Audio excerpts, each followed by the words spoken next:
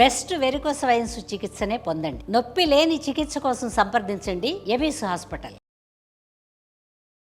నమస్తే గురుగారు. నమస్కారం అమ్మ. గురుగారు, సంవత్సరం ఎండింగ్ వచ్చేస్తోంది. ఈ సంవత్సరంలో అందరు ఎవరిని కదిలించినా ఏదో ఒక కష్టంతోనే కానీ అబ్బా ఈ రోజు బాగున్నానే, సంతోషంగా ఉన్నానే అని చెప్పిన వాళ్ళు వచ్చే సంవత్సరం ఎలా ఉంటుందేమో గురుగారు. వచ్చే సంవత్సరం ఇంకా కొంచెం ఇబ్బందిగానే ఉంది. అయ్యో రామా, వచ్చే సంవత్సరం ఇంకా శని భగవానుడు వదలాలని డిసైడ్ అవ్వట్లేదు అన్నమాట. అంటే శని భగవానుడు ఎప్పుడు కూడా శనీశ్వరులకు పట్టుకుని శని బాధలు కాదు తల్లి. మన భావం, మన ఆలోచనలు, మన తత్వాలు, మన విధానాలు, మన నాగరికత, మన జీవన శైలి అన్నీ మారాలి.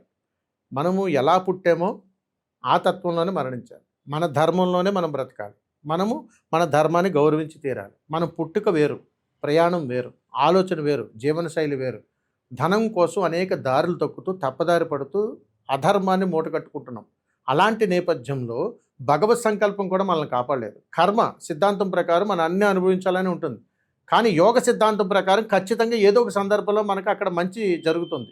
కష్టాల్లో ఉండి గొంతెండిపోయి ఎక్కడో అర్ధరాత్రి పూట 12 గంటలకు మనం అక్కడ పడిపోయి గొంతు నీటి చుక్క లేకపోతే చచ్చిపోయే పరిస్థితుల్లో మనం ఉంటే ఆ సమయానికి ఎవరో అటుగా పోతున్నవాడు వచ్చి ఒక చుక్క నీళ్ళు మనకి ఇస్తే దేవుడిలా కనిపిస్తాడు. అంటే అవసరానికి ఆ సమయానికి వస్తేనే దేవుడా? కాదు కదా. తల్లిదండ్రులు మించిన దైవం ఇంకొకటి లేదని నేను అంటాను. ఇది బలం. అందుకని ఏ పని చేసినా, ఎక్కడికి వెళ్ళినా, ఎన్ని సంవత్సరాలు గడిచినా తల్లిదండ్రులకు మొక్కితే చాలు, ఏ ప్రమాదాలు జరగవు. వాస్తవం అది. గొడ్డలతో పోయేది గోరుతో పోతుంది. అందుకని తల్లిదండ్రులు దూషించే సమయాలు ఎక్కువైపోయి, తల్లిదండ్రులను వృద్ధాప్య ఆశ్రమంలో విధానాలు వదిలేసేవి ఎక్కువైపోయి, కన్న తల్లిదండ్రులు రోడ్డు మీద గంటేసే పరిస్థితులు ఎక్కువైపోయి, బిడ్డలను అనాథలుగా వదిలేసే పరిస్థితులు ఎక్కువైపోయి, ఎలా బ్రతుకుతున్నామో అలాంటి పరిస్థితులు వదిలేసేటండి. ఎంత దౌర్భాగ్య స్థితులు పెరిగిపోతున్నప్పుడు సృష్టి ధర్మంలో ప్రకృతి మనతో ఎందుకు ఆడుకోదు? ఖచ్చితంగా ఆడుకుంటుంది. ఒక చెట్టు మనకు నీడనిస్తుందని మనకు తెలిసినా కానీ దాన్ని నరికేస్తున్నాం. మరి ఆ ప్రకృతి విలేత అండడానికి ఆ శాపం ఇంకో రూపంలో మనం తీర్చుకుంటుంది కదా. మరి దానికి మనం కర్మ మొయ్యాల్సిందేగా. 10 మందిని మనం హింసిస్తున్నాం. ఏదో ఒక రోజు ఆ కర్మ మనల్ని వెంటాడి ఎలా చూపిస్తుంది కదా. అయినా హెచ్చరిస్తుంది, అయినా మనం మేల్కోట్ల. అయినా అదే అంటున్నాం. ఇప్పుడు జీవహింస మహాపాపం. ఎగ్జాంపుల్గా చెప్తున్నాను. ఒకప్పుడు చెప్పారు ఇది తింటే బలం, ఇది తింటే బలం, ఇది తింటే బలం అని చెప్పిన వాళ్ళే ఇప్పుడు తింటే పాపం అంటున్నారు. మరి ఇలాగే ఎంతోమంది నన్ను ప్రశ్నించారు, గురుగారు ఇప్పుడు మీరు జీవహింస పాపం అని అంటున్నారు, మరి కొన్ని సంవత్సరాల క్రితం పోతే ఈ మాంసం తినండి బలం ఉంటుంది, ఈ మాంసం తింటే బలం ఉంటుంది, ఈ గుడ్డులు తినండి బలం ఉంటుంది అని చెప్పిన వాళ్ళు కూడా ఒకప్పుడు 30 సంవత్సరాల క్రితం వాళ్ళే కదా. మరి ఇప్పుడేమో వాళ్ళు పెద్దవాళ్ళు అయిపోయిన తర్వాత ఇది జీవహింస పాపం, మమ్మల్ని ఎలా మానేయమంటారండి, మీరే కదా అలవాటు చేశారని ప్రశ్నిస్తున్నారు. దీనికి నేనేం చెప్పాలి? ఆలోచించండి. మన సమాజం ఎటుపోతుందో, మనం ఎలాంటి విధానాలు అంటే సమాజానికి అప్పటికప్పుడు అవసరమైన విధానాలుగా మనం మారకూడదు. మన ధర్మం ఎప్పుడు ఒకటే. ఎప్పటికైనా సరే ఒక జీవిని చంపడం అనేటువంటిది అధర్మము. మన అవసరం కొద్దీ ఒకళ్ళు మనం హింసిస్తే ప్రకృతి ధర్మం విలయతాండం చేసి మళ్ళీ ఇంకొక ద్వారా కబలిస్తుంది. ఇది నేర్చుకోవడానికి ఏదో ఒక రూపంలో మనకి ఈ ప్రమాదాల హెచ్చరికలు అనేటివి గుర్తు చేస్తున్నాయి, జాగృతం చేస్తున్నాయి. నేర్చుకో, మేలుకో, ఇదిగో ప్రమాదం, మళ్ళా పొరపాటు చేస్తున్నారు, మళ్ళీ ప్రమాదం, మళ్ళా పొరపాటు చేస్తున్నారు. మనం భయాందోళనకు గురి చేయడం కదా హెచ్చరిక. ఈ హెచ్చరికలు ఏమవుతుంది? ఏ పాపం చెయ్యనటువంటి వాళ్ళందరూ బలైపోతున్నారు. అంటే ఏమీ చేయలేని వాళ్ళే నేను కబలిస్తున్నాను కదా అని ప్రకృతి మనకి చెప్పగానే చెబుతూ మరి అన్నీ చేసిన వాళ్ళకి ఇంకెన్ని ఇబ్బందులు వస్తాయి. అందుకని ఈరోజు నీకు ఆనందంగా ఉండొచ్చు, కానీ ఆ కర్మ నీ భావితరాల తర్వాత వాళ్ళు మోస్తున్నారు. నాటి నుంచి చేస్తున్నటువంటి కర్మల ప్రక్షాళన ఆ కర్మ సిద్ధాంతం ప్రకారం ఇప్పుడు మనం అందరం అనుభవిస్తున్నాం.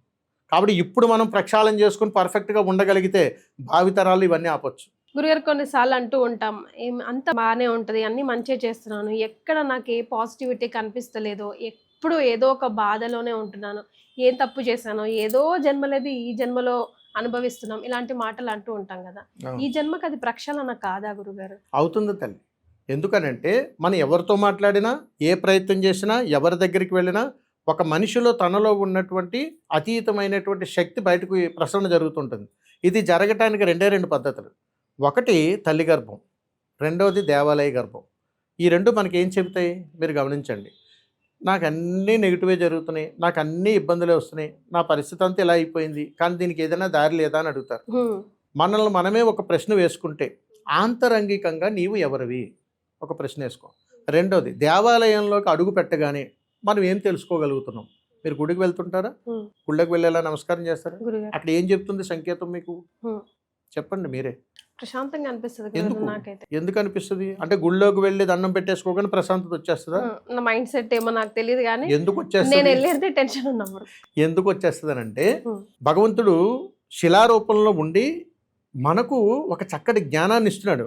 ఆ జ్ఞానం కానీ మనం తీసుకున్నట్టయితే ఈ ప్రశ్న మనలో రాదు. గురుగారు. ఎందుకంటే మనిషి తలుచుకుంటే ఏదైనా సాధిస్తాడు. ఒకటి గుర్తుపెట్టుకోండి, ఇది జరగదు అంటానికి లేదు. మనం చచ్చిపోవాలంటే చచ్చిపోలేమా?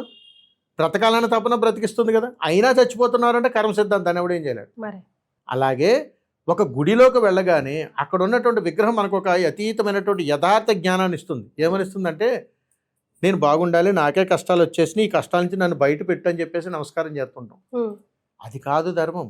అక్కడ ఏం చెబుతుందంటే, నాయనా నీవే కదరా నన్ను సిద్ధం చేసావు, నీవే కదా నన్ను చెక్కావు, నన్ను చెక్కగలిగి విగ్రహంగా మార్చగలిగినంత శక్తే నీ దగ్గర ఉంది కదా, మరి నువ్వెందుకురా నిగ్రహంగా ఉండలేకపోతున్నావు అబ్బా. అని విగ్రహం మనకి చక్కటి జ్ఞానాన్ని ఇస్తుంది.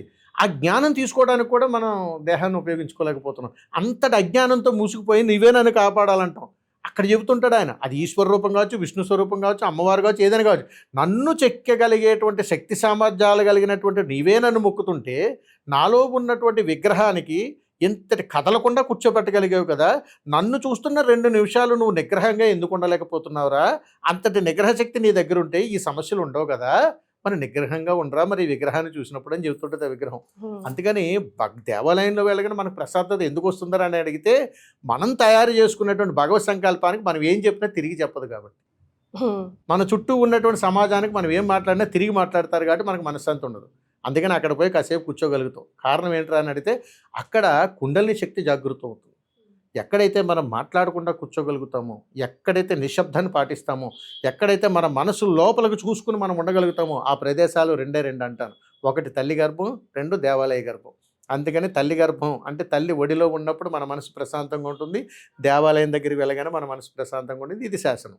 చాలా సంతోషం గురుగారు. శుభం తల్లి, ధన్యవాదాలు. నమస్కారం.